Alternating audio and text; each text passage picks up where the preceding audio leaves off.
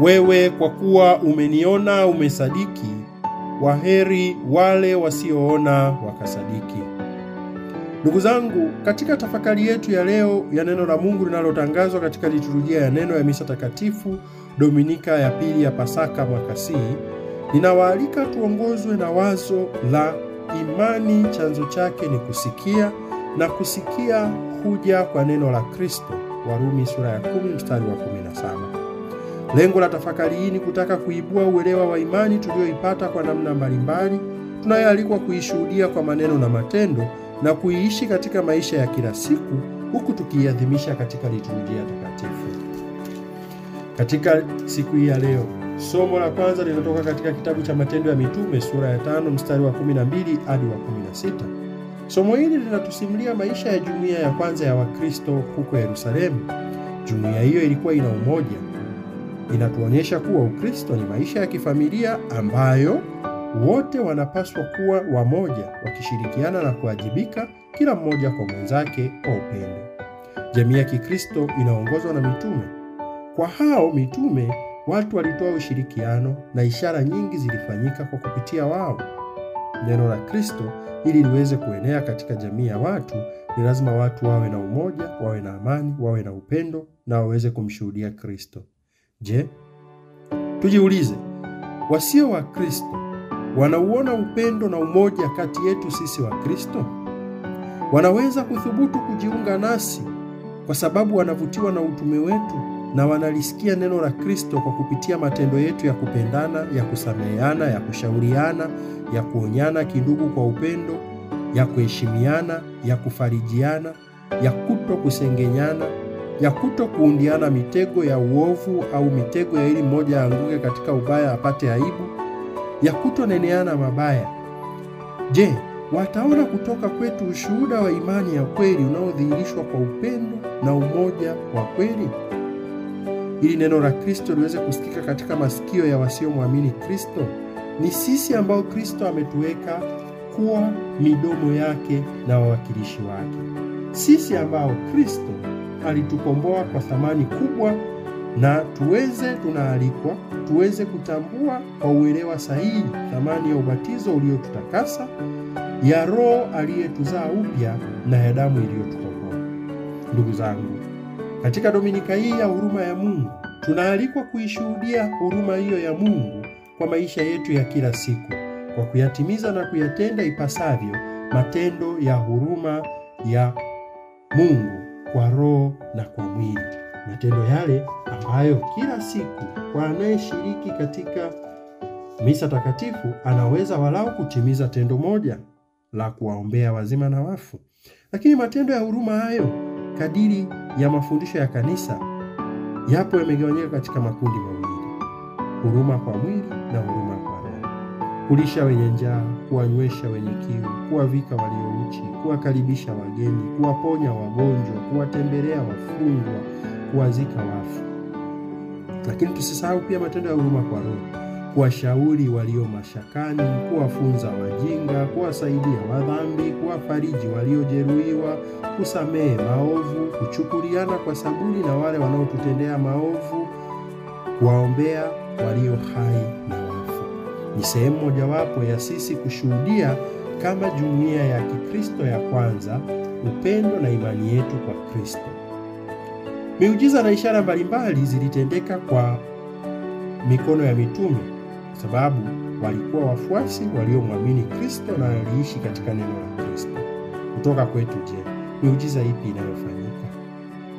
Ndugu zangu, katika tafakari hii, kama nilivyosema, lengo kubwa ni kutaka kuishuhudia, kuona imani ambayo inashuhudiwa katika matendo yetu. Lazima kama Wakristo tumweke Kristo katika nafasi yake ya msingi. Kristo kwa mateso, kifo na ufufuko wake ametukomboa dhidi ya dhambi na mauti. Kristo ndio kuhani mkuu, ndio kuhani mkuu mpya na wa milele. Ndio mfalme pekee na wa milele ambaye anapaswa kuabudiwa na anapaswa kushuhudiwa. Picha hiyo ya Kristo kama kuhani na mfalme wa kudumu na wa milele inaletwa kwetu katika somo la pili, kitabu cha Ufunuo sura ya 1 mstari wa 9 hadi wa 11a na mstari wa 12 hadi wa 13 na ule wa 17 hadi wa 19. Kristo anawakilishwa kwa mfano wa yule mwanadamu aliyevaa vazi linalofika hata miguuni na amefungwa mshipi wa dhahabu matitini. Vazi hilo refu liliwakilisha vazi lilokuwa analivaa makuhani katika sadaka za hekaluni, lakini mshipi wa dhahabu ni mshipi uliokuwa unatumiwa na mfalme. Kristo ndiye mfalme na ndiye kuhani pekee na wa milele, ndiye ambaye tunastahili kumsujudia. Na vile vinara 7 au makanisa 7 yanayozungumziwa, namba hiyo 7 inaonyesha utimilifu. Hivyo ni kwamba Kristo ni kuhani mkuu na wa milele wa ulimwengu wote. Sasa huyu Kristo aliye kuhani mkuu na wa milele, tunaweza kuingiaje katika uhusiano naye? Kwa kweli tunaingia katika uhusiano naye kwanza kabisa na kwa namna ya pekee kwa njia ya imani. Na imani tunaambiwa inakuja kwa njia ya kusikia. Katika Injili ya leo tunaletewa masimulizi ya Kristo anayejidhihirisha baada ya ufufuko wake kwa wanafunzi wake. Sehemu hii ya Injili takatifu kadiri ya Yohane sura ya 20 mstari wa 19 hadi wa 31 ni kama muendelezo wa masimulizi ya Injili tuliyoisikia Dominika iliyopita juu ya ufufuko wa Bwana. Leo inatupatia uthibitisho wa Yesu mwenyewe anayejidhihirisha wazi. Dominika ya Pasaka tuliona ni Maria anakwenda anakuta kaburi liko wazi na anarudi anawaambia mitume Petro na Yohane wanakwenda kuthibitisha hilo, na wanakuta kaburi liko wazi, mwili haupo na vitambaa tu vimelala penyewe pale. Wanaona bado mashaka, lakini Yohana anaamini kwamba alisema atafufuka. Leo anajidhihirisha wazi, sio tena tu kaburi liko wazi na mimi mwenyewe ni mzima kama nilivyosema.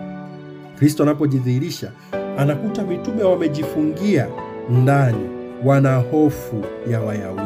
Kristo anaingia katika hofu yao hiyo, na katika kujifungia milango huko anaingia bila kubisha hodi, anaingia wala bila sio kupita mlangoni, anasimama katikati yao. Nikutaka kusema Kristo sasa ana mwili mpya wa utukufu, na mwili wa utukufu haufungwi tena na vizingiti vya kidunia kama milango, madirisha au nyakati fulani, na ndio maana anaweza kujidhihirisha kwa nyakati mbalimbali na namna mbalimbali. Inakuwa ni kazi yetu sisi kuamini kuwa ni yeye. Kristo anapojidhihirisha katikati yao, cha kwanza anachowaambia ni amani iwe kwao. Amani ambayo walikuwa wameipoteza baada ya kuwa wengine walikuwa wameondoka wakamwacha, baada ya kuwa wameshuhudia tukio la msalaba lile la mateso na kifo cha msalaba, pengine limewaondolea amani, wameanza kuwa waoga na hawajui hatima yao. Kristo anawaambia amani iwe kwao. Yeye yupo katikati yao na ni yeye mzima. Kristo alifufuka na ishara za ukombozi, yaani makovu yale ya misumari na ule ubavu pale, kwamba ni mwili ule ule ambao ulisulubiwa, ulioteswa, ndio huo niliofufuka nao, lakini sasa uko katika hali ya utukufu. Baada ya kuwaonyesha ishara hizo za ukombozi, anawaambia ni muendelezo wa Injili ile ile ya amani, muendelezo wa Injili ile ya msamaha, muendelezo wa Injili ile ile ya upendo. Anawatakia tena amani, kwamba msiwe na uoga. Ndugu zangu, tufahamu Kristo pia ni Myahudi. Kama walijifungia kwa hofu ya Wayahudi, Kristo anapenya hata hizo hofu. Wasiogope tena, waishi kwa amani katika Kristo na waruhusu Kristo akae katikati yao, na Kristo ni mzima kweli, ameshinda. Ndivyo tunavyoshuhudiwa na sisi siku ya leo. Lakini ufufuko wa Bwana wetu Yesu Kristo sio swala la kwamba waende wakaanze kujitapa, yule mliyemtesa basi amefufuka, basi tunatembea kifua mbele. Ni wakaisambaze amani hii kwa ulimwengu. Bila shaka hata waliomhukumu Yesu walipoteza amani. Bila shaka hata wale maaskari walipoteza amani. Bila shaka mitume wenyewe tunajua walipoteza amani. Bila shaka Petro yuko hapa katikati yao, lakini naye hana amani, anajua yaliyotokea. Kristo anasema ufufuko umeleta amani. Mkristo tunapaswa kuwa mashuhuda wa amani. Lakini pia amani hiyo inaambatana na zawadi ya Bwana wetu Yesu Kristo anayewavuvia mitume wake Roho Mtakatifu. Huku kuwavuvia Roho Mtakatifu tunakuona pia kunafanana na kitendo kile kile cha Mungu katika uumbaji, kitabu cha Mwanzo sura ya 2 mstari wa 7, ambapo baada ya Bwana Mungu kumfanya mtu kwa mavumbi ya ardhi, akampulizia pumzi ya uhai, mtu akawa nafsi hai. Bwana wetu Yesu Kristo anawavuvia na kuambia pokeeni Roho Mtakatifu. Anawapa uhai katika roho yake yeye, ili waweze kuenenda katika roho huyo na kuwa mashuhuda wa ufufuko, mashuhuda wa imani, mashuhuda wa msamaha. Anawatakia pia, anawaagiza kuondoa dhambi na kuweza kuwapatia watu msamaha. Ndugu zangu, Kristo Bwana wetu alitutendea haya sisi nasi. Katika ubatizo wetu tulimoshiriki kifo na ufufuko wake, tumealikwa kuwa wajumbe na mashuhuda wa amani, wajumbe na mashuhuda wa upendo wa Mungu kwetu, wajumbe na mashuhuda wa huruma ya Mungu kwetu. Tuendelee kuwa vyombo vya msamaha, vyombo vya amani, vyombo vya upendo na vyombo zaidi, vyombo vya imani. Tunaletewa kisa cha Mtume Tomaso ambaye hakuwapo pamoja nao wakati Yesu alipojionyesha kwao ile siku ya kwanza. Mtume huyu Tomaso anaambiwa kuwa Bwana amefufuka na amejitokeza kwao, haamini. Ndipo hapo ambapo nasema leo tutafakari juu ya imani ambayo huja kwa kusikia. Mitume hawa walio mashuhuda wa imani walio mashuhuda wa ufufuko wa Kristo wanamshuhudia mtume mwenzao kwamba ni kweli Bwana amefufuka na amejitokeza kati yetu. Mtume huyu haamini. Mtume Tomaso anatuwakilisha sisi sote ambao tuko wagumu mara nyingi kumwamini Kristo isipokuwa hadi tuone ishara na miujiza mbalimbali.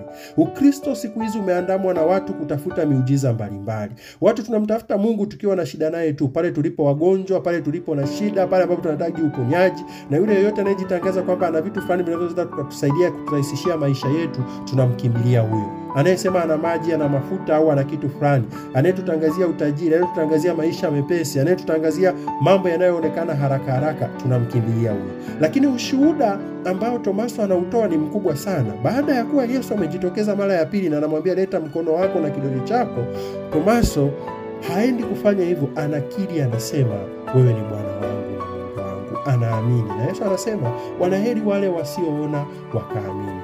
Ndugu zangu, katika kumwamini Bwana wetu Yesu Kristo, hatutakiwi kuanza kutafuta maneno na matendo ya nje. Mungu athibitishwe katika proof za kisayansi. Mungu anathibitishwa kwa imani ya kweli, kwa yeye mwenyewe alivyo. Sisi tunapaswa tu kumwamini Mungu alivyo. Hata katika ugumu ambao tunaona haiwezekani, tuwe tu na hiyo imani ambayo huja kwa kusikia. Mara nyingine hatutaona ishara sisi, ishara zitaonwa na wengine, wataweza kutusaidia, wataweza kuturekebisha. Mara nyingine ni wazazi wetu, ni jamaa zetu, ni rafiki zetu, wanaweza kutuambia mwenendo unaouendea hautakufikisha pazuri, mambo unayoyafanya hayatakufikisha pazuri. Tusisubiri hadi siku yatokee mabaya ndio tuseme sasa naamini. Tusikie, na kusikia tuenende. Ndugu zangu, tusikilize neno la Kristo linalohubiriwa kila leo katika makanisa yetu, katika jumuiya zetu. Tumwamini Kristo anayejidhihirisha hata katika hali zisizoonekana. Tuwaamini wajumbe wake, ambapo wajumbe hao si lazima waje wakiwa na mititikiko mikubwa, si lazima waje wakiwa wanaonekana. Wanakuja katika maisha yetu ya kila siku. Kristo mfufuka ana uwezo wa kujidhihirisha na kukaa kati ya watu kwa nguvu ambazo haziendani kabisa na akili zetu na uelewa wa kawaida wa binadamu. Na ndio maana katika matukio mengine ya kusimuliwa kufufuka kwa Yesu, tunaonesha Yesu amejitokeza, hawajamtambua hadi nafika mwishoni na wanakuja kumtambua labda kwa neno na tukio fulani. Sisi nasi Kristo anaweza akawa amekaa kati yetu, lakini mara nyingi hatumtambui. Anakaa kati yetu katika neno lake, anakaa kati yetu katika Ekaristi Takatifu. Kwa nini Mkristo humwamini Yesu katika Ekaristi Takatifu? Unaenda kuamini sijui kwamba nishikilie kitu fulani, sijui nivae kitu fulani. Kwa nini unaenda kuamini ilizi? Kwa nini unaenda kuamini mafuta? Kwa nini unaenda kuamini maji? Kwa nini wakati maji hayo yalikutakasa kwa ubatizo? Kila siku ukiingia kanisani unajitakasa kwa maji ya baraka. Katika kanisa unashiriki Ekaristi Takatifu, Yesu mwenyewe mzima, ukumbusho, una ishara ya matendo ya mateso yake. Lakini je, imani yetu itabaki tu katika kutafuta miujiza? Imani yetu itabaki tu katika hayo?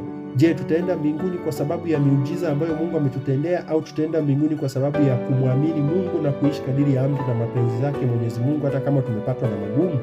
Kristo ndio awe kielelezo cha maisha yetu.